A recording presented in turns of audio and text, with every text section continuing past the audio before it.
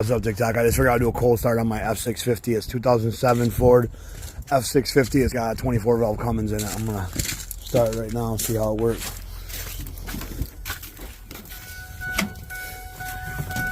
This usually starts fairly good, but it runs kind of funny when it first starts up. Let's see. I'm waiting for the wait to start light. I don't care who says you ain't supposed to for a cold start. This truck won't even start if you don't wait for the light.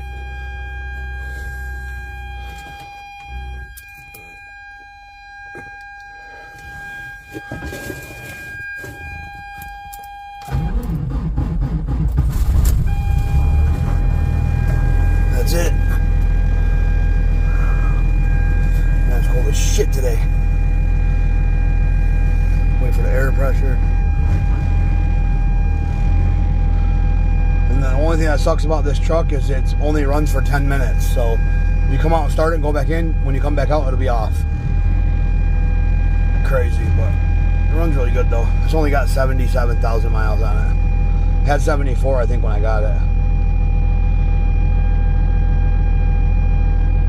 There it is.